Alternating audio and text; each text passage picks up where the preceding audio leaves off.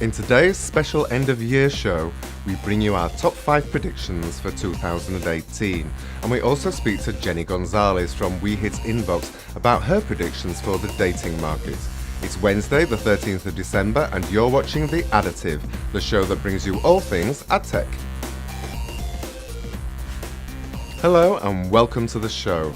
And this is actually the last show of 2017, and it's packed full of predictions in the AdTech world. So let's kick off with augmented reality. Well, with the release of the iPhone 8, iPhone X, iOS 11 and their AR kit for developers, Apple has made it clear they are betting on augmented reality for next year. Android isn't left out either, with more and more Android device manufacturers supporting their kit AR Core. So our first prediction for 2018 is a major move towards the creation of AR content for the masses, along with AR ads, and it's all going to be on mobile. Because unlike desktop, mobile devices allow users to view dynamic, physically interactive and responsive content. And as mobile is overtaking desktop, this marketing channel requires a unique approach, and AR ads will be a big part of this. I mean, if you think about it, AR ads not only provide an immersive experience for users, but they are also one of the least disruptive ad units in the market today, since the experience is opt-in. Consumers must grant access to their camera device to view and interact with an ad. Now, this puts full control into the consumer's hands and lets them decide whether or not they want to interact with a brand or organization at a given moment. So step forward, camera-focused apps including Instagram and Snapchat. In fact, Snapchat are to show an AR ad for BMW. It's to promote the BMW's new X2, and the app will project an image of the car into the world around you. Users will be able to walk around the car and tap it to change its paint job. So 2018 could be the year of serious AR ads, providing users with a more intimate brand engagement when it comes to selling content, products or services, and the user can literally test drive the experience, increasing the possibility of conversion. Self-driving cars are on the horizon. Waymo, the self-driving project owned by Google's parent company Alphabet, has a fleet of self-driving cars. Uber recently ordered 24,000 Volvo SUVs to be outfitted with the latest self-driving tech, and there is more to come from Tesla, Audi and Mercedes-Benz. So what will happen when drivers no longer need to pay attention to the road? Well, they'll consume content, of course, and with that content will come in-car ads. So watch to see if some brands begin experimenting with this brand new marketing channel in 2018. So what about social media predictions for 2018?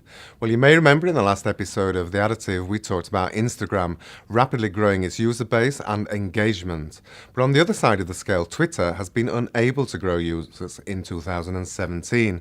Now, the platform has focused on user acquisition rather than on making improvements to their ad platform, and it has failed. So as a result, marketeers are already using other social media platforms to connect with prospects. Will this trend continue in 2018 as Twitter continues to struggle on? The last quarter saw Snapchat stock fall as revenues dropped $30 million short of projections. Now, in an attempt to turn things around, the company, as we previously mentioned, is turning to augmented reality ads. So let's see if this helps them in the coming year. But everyone copies Snapchat, so others may take a bigger piece of the AR advertising pie. On the business side, LinkedIn has made a number of great improvements on their platform. A site-wide revamp refreshed the LinkedIn user interface in 2017. The platform also saw good improvements to the LinkedIn ad platform. Thanks to these and other changes, we think B2B marketers will utilize LinkedIn much more next year. Programmatic advertising delivers targeted ads to interested users, but it hasn't quite taken off on TV platforms yet, until 2018 that is, because programmatic TV delivers ads via algorithms in real time, using data and automation to target audiences with the most relevant ads possible. Now, with more and more people streaming TV on their mobile devices, marketeers will be looking at ways to harness programmatic TV ads. So we predict that next year, your native video ads will be hitting the TV screen. We predict the mobile marketing trend for 2018 will be smart data. Now, smart data takes rich user information and analyzes it to segment audiences and target them with really hyper-relevant ads. Now, users can be tracked cross-device too, so that the same suitable ads are delivered everywhere, which means I'm not going to see any more hair gel ads because it ain't relevant to me. So 2018's digital ad delivery will combine information about location, environment, user profiling, and shopping habits to give mobile ad marketeers the power to send ad content that users will appreciate to the right device, in the right place, at the right time. So today's programme is all about predictions for 2018. And I'm joined today by Jenny Gonzalez from We Hit Inbox, and she's an expert in dating. So welcome to the show, Jenny. Thank you for having me. A pleasure. So can you tell us a bit about what are your predictions for dating for 2018? To start with my predictions for 2018, we need to understand what happened in 2017 that will affect how we tackle 2018. 2017 was the year where the cost per install business model kind of collapsed on itself. And that has been for a couple of years driving acquisition costs for mobile users, just from venture capital and new dating apps. So it's been an ongoing scale up. In 2017, people started looking at numbers, looking at ROI, and that whole business model kind of like crashed a little bit, which means that in 2018, a lot of advertisers are going to be looking at smart acquisition strategies, using technology to drive those acquisition costs down and not just get users, but get the right users. I'm sure you're familiar with the ExoClick functionality where you can pass the email of the dating user onto the click to the advertiser. I can see a lot of different advertisers and a lot of different people in the industry taking advantage of that kind of technology. So that is my first prediction for 2018. Technology to drive smart acquisition cost. And what about geos? Are there any emerging geos? There's always one new emerging geo. First it was Malaysia, then it was India. And as the business changes a little bit, there is always one new geo. The more people advance with processing, with calculating risk and mitigating chargebacks, there will always be one new geo to tackle.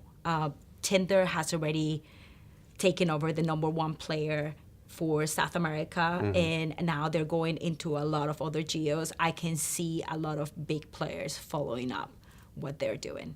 Such as Match.com, I suppose. No? Totally. Huge in South America already. Oh, really? Yeah. Wow. Under Match.com. Oh. Yeah, they didn't even change the name. I love it. And what about regulations that are coming up in 2018? Do you think any of those will affect dating? There is a few regulations coming on 2018. Biggest one being talked about is the age verification law coming in the UK in April 2018. And also, there is a few visa regulations that might move everyone towards a more secure acquisition after a certain threshold. So that will drive the strategy for every single advertiser towards a smarter, like more ROI friendly situation, if I were to guess, because it will become more difficult to convert the users. So you need to make sure you're getting the right people in to start with. Well, thank you very much, Jenny, for sharing those insights with us. And that sort of wraps up the show today. So until Next year. Next year.